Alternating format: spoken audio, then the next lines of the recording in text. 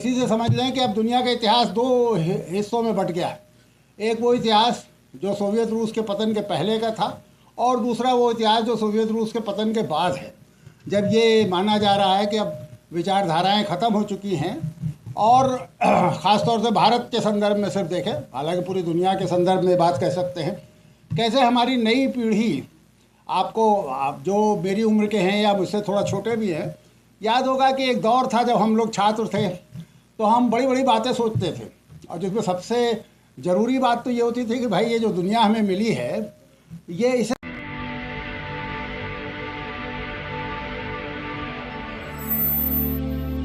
और ये सोचना कि जो विचार पिछले 200 सालों से हमारे रिलेवेंट थे, क्या उनमें कुछ रेलेवेंस बचा है या सब कुछ नष्ट हो गया है। देखिए, पिछले 50-60 सालों से दो वाक्य बड़े चर्चित रहते हैं। वाक्य क्या है? छोटे छोटे अंश हैं जो एक किताब का शीर्षक है, और एक जिसे आप कह सकते हैं सामान्यीकृत स्टेटमेंट है। एक तो विचारधारा के अंत की बात की जाती है, सब कुछ समाप्त हो चुका है, कहानियों का अंत हो गया, कविता का अंत हो गया, इतिहास का अंत हो गया, फिर विचारधारा का अंत हो गया। खासतौर सोवियत रूस के टूटने के बाद ये एक फैशन की तरह कहा जाता है। और उसी के बीच में एक किताब आती है जिसका नाम है क्लैशेस ऑफ सिविलाइजेशन, दो सभ्यताओं का संघर्ष। आप सब जानते हैं, दो सभ्यताएं जो घोषणा कर रहा है, जो इस नाम की किताब लिख रहा है, उसके दिमाग में दो सभ्यताएं बड़ी स्पष्ट है। एक तरफ इस्लाम है, दूसरी तरफ ईसाइयत है। तो इनके बीच में क्लैशेस हैं। ये क्लैशेस क्या बिना किसी विचारधारा के हो रहे हैं? ये क्लैशेस क्या शून्य से उपजे हैं? यानी इस्लाम और ईसाइयत क्या बिना किसी विचारधारा के लड़ रहे हैं?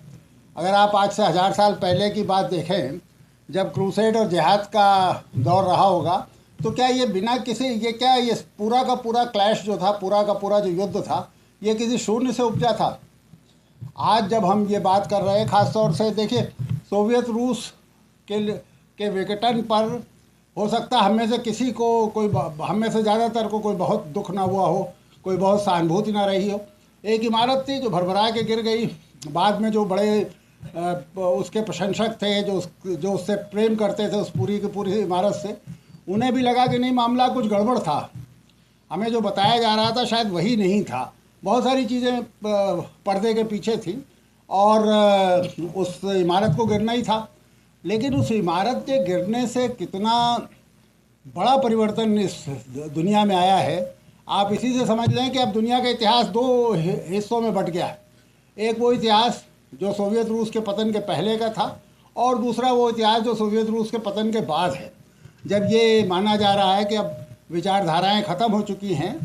और ख़ास तौर से भारत के संदर्भ में सिर्फ देखें, हालांकि पूरी दुनिया के संदर्भ में बात कह सकते हैं, कैसे हमारी नई पीढ़ी, आप जो मेरी उम्र के हैं या मुझसे थोड़ा छोटे भी हैं, याद होगा कि एक दौर था जब हम लोग छात्र थे तो हम बड़ी बड़ी बातें सोचते थे, और जिसमें सबसे ज़रूरी बात तो ये होती थी कि भाई ये जो दुनिया हमें मिली है, ये इसे थोड़ा और खूबसूरत होना चाहिए था।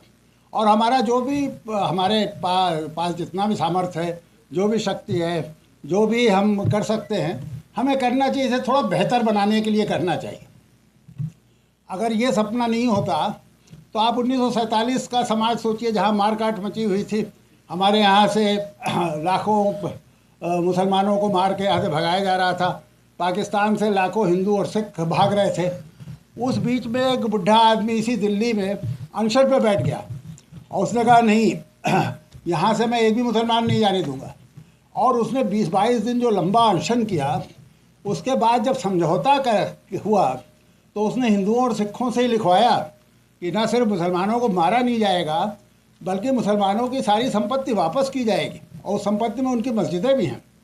तो ये क्या बिना किसी बड़ी सोच के, बिना किसी बड़ी विचारधारा के अचानक एक बूढ़ा पगला गया और उसने कहा कि नहीं नहीं, ये होना चाहिए, मैं ये सोचता हूँ इसलिए ये होना चाहिए? ऐसा नहीं था। उसके पीछे एक लंबी परंपरा थी, और इस देश की परंपरा थी, जिसमें अहिंसा की, जिसमें सद्भाव की, जिसमें साथ साथ रहने की चाहत थी, जिसमें ये मानता था, ये जानते हुए भी कि बहुत सारे लाखों हिंदू और सिख मारे गए हैं और वो विस्थापित होकर आए हैं, जिसमें ये साहस था खड़े होकर कहे कि नहीं, इसका बदला ये नहीं है। कि हम यहाँ से मुसलमानों के साथ वही व्यवहार करें। जो एक सिख, अगर आपने एटनबरो की गांधी देखी हो तो आप देखेंगे कि एक सिख जो आकर के वो गाली दे रहा है गांधी को और कह रहा है कि मेरा बेटा मारा गया, मेरे साथ ये हुआ और तुम क्या कर रहे हो। तो गांधी कहते हैं कि भाई तुम्हारा सबसे बड़ा जो प्रायश्चित है, सबसे बड़ा जो छुटकारा है, मुक्ति है, वो ये है कि तुम एक मुसलमान बच्चे को गोद लो, उसे पालो और उसे उसके धर्म के हिसाब से पालो। तो ये एक छोटी मोटी, ये किसी मनुष्य की अचानक उत्पन्न हुई प्रवृत्ति नहीं है, इसके पीछे एक लंबी विचारधारा है। गौतम बुद्ध से लेकर के और 1947 तक की एक लंबी परंपरा है। इसी तरह की बहुत सारी चीज़ें आप देखिए। मैं किसी एक विचारधारा के पक्ष में यहाँ बोलने के लिए नहीं खड़ा हूँ। मैं ये कहना चाहता हूँ कि सारी विचारधाराओं में ऐसी चीज़ें थी।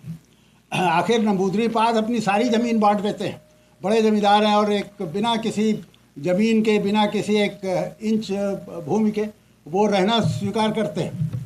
अभी सीताराम येचुरी मरे, उन्होंने सारे धार्मिक जितने भी वो कर्मकांड हो सकते हैं सबको लात मारी और अपने शरीर को, एम्स को दान किया। ये परंपरा सिर्फ मार्क्सवाद की नहीं है, हिंदुत्व में भी ऐसी परंपरा है, इस्लाम में भी इस तरह की श्रेष्ठ प्रवृत्तियाँ मिल सकती हैं। तो हमें क्या ये एक, जिसे आप कह सकते हैं ब्लैंकेट, ये अनाउंस करने के कि विचारधारा की अब कोई ज़रूरत नहीं है, विचारधारा का कोई स्थान नहीं है, क्या हमें विचारधाराओं के बीच में सामंजस्य बैठाने की कोशिश करनी चाहिए? क्या हमें विचारधाराओं से श्रेष्ठ चीज़ें लेने की कोशिश करनी चाहिए, या हम कठबुल्लों की तरह सिर्फ ये कहते रहें कि नहीं, चूँकि हम इस विचारधारा में विश्वास करते हैं इसलिए श्रेष्ठतम है? मैं समझता हूँ कि ज़्यादा बेहतर ये हो कि एक संवाद स्थापित हो। देखिए, आज का ये पूरा कार्यक्रम उसी संवाद की कोशिश है। मैं मार्क्सवादी रहा हूँ, मैं उनसे जुड़ा हूँ, अभी भी मुझे कोई शर्म नहीं है, कोई झिझक नहीं कहने में। लेकिन मुझे बड़ा अफसोस हुआ कि जब इस कार्यक्रम की योजना बन रही थी तो हमारे मार्क्सवादी दोस्तों ने, उस संगठन ने जिसमें मैं जुड़ा हूँ, उन्होंने ये कहने की कोशिश की, नहीं हम हिंदुत्व बात नहीं सुनेंगे। मगर आप एक असहिष्णुता की हद देखिए जहाँ आप ये कह रहे हैं कि नहीं, आप हिंदुत्व की बात नहीं सुनेंगे। जोशी जी, आपके सामने मैं कह रहा हूँ, ये पता नहीं मुझे यहाँ कहना चाहिए कि नहीं, लेकिन ये भी सही है कि हम में से ज़्यादातर लोगों का जो सेनर हमारे जो सोचने का तरीका था, हमने इसे खारिज किया। हमने कहा नहीं, हम सबकी बात सुनेंगे और सबको अपनी बात कहने का हक है। ज़बरदस्ती अगर आप करेंगे तो लगभग आप उसी प्रवृत्ति के पोषक होंगे जो जिस प्रवृत्ति का आप विरोध कर रहे हैं। मुझे कोई इसमें आपत्ति नहीं है या कोई झिझक नहीं है कहने के लिए कि इस देश में पिछले 10-12 साल से यही तो हो रहा है। एक व्यक्ति जो कह रहा है वही सबको सुनना है। अगर कभी कोई तस्वीर खींची जाएगी तो लेंस में वही रहेगा, फोकस उसी पे होगा। जो उसका सच है वो सबका सच है। अगर आप इसमें इसका समर्थन नहीं करते तो आपको इसका भी समर्थन नहीं करना चाहिए कि उस पक्ष का कोई व्यक्ति अगर अपना विचार रखना चाहे तो आप उसे बोलने की इजाज़त न दें। तो ये एक छोटा सा प्रयास हो रहा है हमारे बीच। अपने अपने क्षेत्र के सभी विद्वान हैं, रवि सिन्हा जी हैं जो मार्क्सवाद पे बोलेंगे। मार्क्सवाद की एक चीज़ जो इनका कई साल पहले मैंने लखनऊ में भाषण सुना, जिसकी वजह से मुझे लगा कि ये सबसे बेहतर व्यक्ति हो सकते हैं। इन्होंने लखनऊ में एक भाषण में कहा कि भाई जहाँ कम्युनिस्ट शासन थे वहाँ एक ही कम्युनिस्ट पार्टी क्यों थी। ये नॉर्मली हम लोग नहीं सोचते। अगर सोवियत रूस में एक से ज़्यादा कम्युनिस्ट पार्टियाँ रही होती तो क्या दिक्कत होती, या चीन में एक से ज़्यादा कम्युनिस्ट पार्टियाँ हों तो इसमें क्या दिक्कत है। मैं तो यहाँ तक विश्वास करता हूँ, मैं जाहिर है कि मैं इतना अपने को बड़ा विद्वान नहीं समझता, न कोई इस तरह का चिंतक अपने को मानता हूँ। मैं तो यहाँ तक कहता हूँ कि अगर ये सर्वहारा की तानाशाही की जगह सर्वहारा का लोकतंत्र रहा होता तो क्या सोवियत रूस आज जिंदा नहीं होता।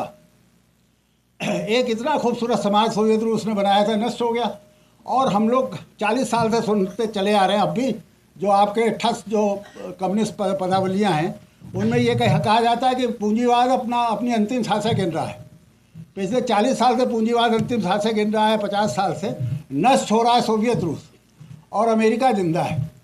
एक बेहतर समाज ख़त्म हो गया, एक ख़राब समाज जिंदा है। क्यों ऐसा हुआ? ऐसा सिर्फ इसलिए हुआ कि जो बेहतर समाज था उसने उसमें ये सहिष्णुता नहीं थी कि अपने विपक्ष को सुन सके। उसमें ये मादा नहीं था कि जो डिसेंट है उसको भी पनपने दे। कई बार मैं सोचता हूँ, देखिए स्टालिन को जो पॉलिट ब्यूरो मिला था वो तो लेनिन द्वारा हैंडपिक्ड था। लेनिन ने उस पॉलिट ब्यूरो को चुना था। एक एक व्यक्ति को स्टालिन ने मरवा दिया। या तो लेनिन पुअर जज था जिसने इस तरह का पॉलिट ब्यूरो बनाया था, या स्टालिन में कोई गड़बड़ी थी। तो ये बहुत सारी चीज़ें हैं, बहुत सारी चीज़ें हैं जिन पे हमें सोचना चाहिए। गांधी को लेकर के हमारे मन में बहुत सारे जैसे आप कह सकते हैं कई बार भ्रम आते हैं, कई बार असंतोष होता है कि नहीं यहाँ गांधी गलत है। लेकिन गांधीवादी भी आप पाएंगे जो खाटी गांधीवादी है वो उसमें विश्वास नहीं करेगा। वो अभी भी सोचता है कि ग्राम स्वराज्य जो थी वो सबसे अच्छी किताब थी, जिसमें रेलवे को इसलिए बंद कर देना चाहिए था क्योंकि वो हैजा लाती है, जिसमें ब्रिटिश पार्लियामेंट को वैश्या कहा गया था। अभी भी उस पर उसका यकीन है। तो मुझे लगता है कि कहीं ना कहीं हम अगर संवाद करेंगे, कहीं ना कहीं हम दूसरे को भी सुनने का मादा रखेंगे, तो हम एक ज़्यादा बेहतर विमर्श की तरफ बढ़ेंगे। यही सोच करके ये आज का ये आयोजन रखा गया। और आप देख रहे हैं मंच पर जो लोग बैठे हुए हैं वो अपने अपने क्षेत्र के सब बड़े लोग हैं। मैं बहुत आभारी हूँ कि एक एक फ़ोन पर सबने हामी भर दी। हमारे पास साधन कम थे, हम बहुत सारी सुविधाएं नहीं दे सकते थे, इसके बाद भी सबने हामी भरी और सब यहाँ मौजूद हैं। तो मैं सोचता हूँ कि मैं ये छोटा सा एक जो जिसे आप कह सकते हैं जस्टिफिकेशन इस तरह के संवाद का ये दे के मैं हटता हूँ और इन लोगों को अब हम सुनेंगे। धन्यवाद।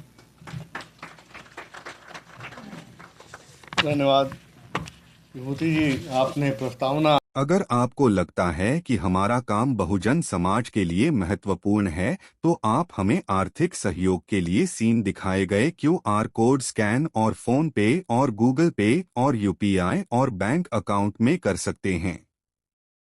फोन पे, गूगल पे 9250529129, UPI 9250529129 bank account state bank of India AC 104299462008, IFSC code SBIN 00066563।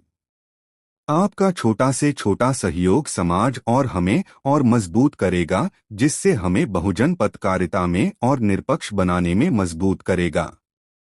जय भीम, जय भारत।